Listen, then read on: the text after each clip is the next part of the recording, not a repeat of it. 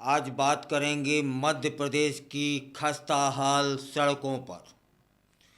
आप सभी जानते ही हैं कि अभी अभी नवदुर्गा के शुभ अवसर पर मध्य प्रदेश सरकार ने प्लान खरीदने के लिए अग्रिम राशि दे दी है। कुछ दिनों पहले सारे मंत्रियों को नई इनोवा गाड़ी दे दी गई, जबकि जो पुरानी इनोवा थी वो अभी इतनी पुरानी नहीं थी। चलिए, आज का विषय दूसरा है कि जब इतना पैसा है सरकार के पास कि वह जेट प्लेन खरीदने की योजना बना लेती है, नई नई इनोवा गाड़ियाँ मंत्रियों को दे दी जाती हैं, तो फिर भैया सड़कें भी तो सही से सही मटेरियल के साथ बनवाएं जिससे यह हालत ना हो। लेकिन यह आज का मुद्दा दूसरा है।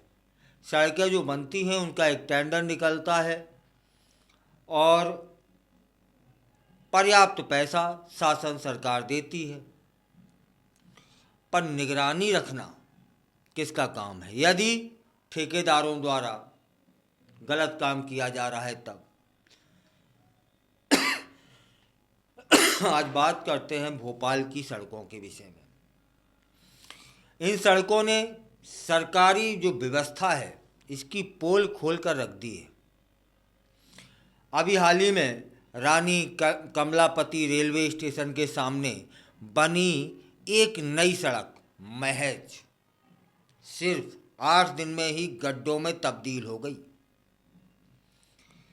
यह घटना न केवल शहर की सड़कों की खस्ता हाली को दर्शा रही है, बल्कि यह भी बता देती है कि अधिकारी इस समस्या के प्रति कितने गंभीर हैं या उनका कितना कमीशन खोरी चल रही है। इन पर तो सरकार लगाम लगाए। सड़क निर्माण के 4 दिन बाद ही लोगों ने देखा कि सड़क स्विमिंग पूल जैसी हालत में तब्दील हो चुकी है। वहाँ के स्थानीय लोगों का कहना है कि यहाँ आए दिन हादसे हो रहे हैं। प्रशासन को सूचित करने के बावजूद कोई कार्रवाई नहीं हो रही है। एक व्यक्ति ने तो यह तक कह दिया कि अगर इस सड़क को थर्माकोल से बनाया जाता तो वह ज़्यादा टिकाऊ होती। अंदाज़ा लगाइए कि उस सड़क की गुणवत्ता क्या रही होगी जो बनने के 4 दिन बाद ही गड्ढों में तब्दील हो गई।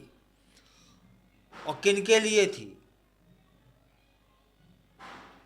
लोगों के लिए, नागरिकों के लिए। उनमें से एक नागरिक कहता है कि अगर इस सड़क को थर्माकोल से बना देती सरकार तो ज़्यादा टिकाऊ होती। इससे बड़ा हास्यास्पद कुछ नहीं हो सकता। यह स्थिति दर्शा रही है कि कैसे सरकारी धन का सही उपयोग नहीं हो रहा है और जनता को इसके गंभीर परिणाम भुगतने पड़ रहे हैं, एक्सीडेंट, हादसों के रूप में।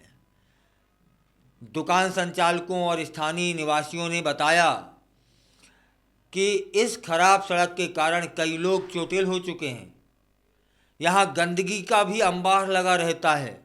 बिना बारिश के भी गटर का पानी भरा रहता है, जिससे न केवल दुर्घटनाएं हो रही हैं बल्कि स्वास्थ्य समस्याएं भी उत्पन्न हो रही हैं। यह सब कुछ इस बात का संकेत है कि भोपाल की सड़कों की स्थिति कितनी गंभीर है और स्थानीय प्रशासन को इसे सुधारने के लिए ठोस कदम उठाने हैं। इन कमीशनखोरों इंजीनियरों को क्या कहें, इन ठेकेदारों के पैसों के लिए लोगों की जिंदगियों से खेल रहे हो, तभी तो ये गड्ढे में तब्दील हो रही है और गड्ढा एक्सीडेंट का कारण बन जाता है। शासन क्या कर रही है? ऐसे भ्रष्टाचारी इंजीनियरों के खिलाफ तुरंत में एक्शन क्यों नहीं लेती? सस्पेंशन कौन सी सजा होती है? इस मामले में सबसे चिंताजनक बात यह है कि जब राजधानी जैसे शहर में ऐसी स्थिति है तो अन्य छोटे शहरों, गांव की स्थिति का अंदाजा लगाना मुश्किल है। सरकारी योजनाओं और बजट का सही उपयोग न होने के कारण आम जनता को परेशानियों का सामना करना पड़ रहा है। ऐसे में सवाल उठता है कि क्या हमारी सरकारें वास्तव में जनता के हित में काम कर रही हैं। स्थानीय लोगों ने प्रशासन से कई बार शिकायतें की, लेकिन सुनवाई इससे साफ है कि अधिकारियों की प्राथमिकता क्या है। क्या वे सिर्फ कागजों पर काम करते हैं या वास्तव में जमीनी स्तर पर बदलाव लाने की कोशिश कर रहे हैं। अगर ऐसा ही चलता रहा तो आने वाले समय में स्थिति और भी खराब होगी। इस तरह की घटनाएं केवल सड़कों तक सीमित नहीं हैं, यह हमारे बुनियादी ढांचे और विकास की योजनाएं हैं, उन पर सवाल उठाती हैं। जब हम देखते हैं कि नई सड़कें इतनी जल्दी खराब हो जाती हैं तो हमें यह सोचने पर मजबूर होना चाहिए कि क्या ठेकेदारों और निर्माण कंपनियों को उचित मानकों का पालन करने के लिए जिम्मेदार ठहराया जा सकता है, या फिर इनकी निगरानी रखने वाले इंजीनियरों को। क्या उनके खिलाफ कोई ठोस कार्रवाई होगी जब वे गुणवत्ता से समझौता करते हैं। इसके अलावा इस समस्या का एक बड़ा पहलू यह भी है कि नागरिकों को अपने अधिकारों के प्रति जागरूक होना चाहिए। हमें यह समझना होगा कि केवल शिकायत करने वाले नागरिक नहीं हैं, हम अपने अधिकारों के लिए लड़ने वाले नागरिक हैं। अगर हम अपनी आवाज़ उठाते हैं तो एकजुट होकर प्रशासन पर दबाव बनाते हैं तो शायद कुछ बदलाव आ सके। इसलिए हमें मिलकर ऐसे मुद्दों पर ध्यान देना होगा, प्रशासन से जवाबदेही मांगनी होगी। क्या आपको लगता है ऐसी स्थिति को सुधारने के लिए ठोस कदम उठाए जाएंगे? अपनी राय कमेंट करके दीजिएगा।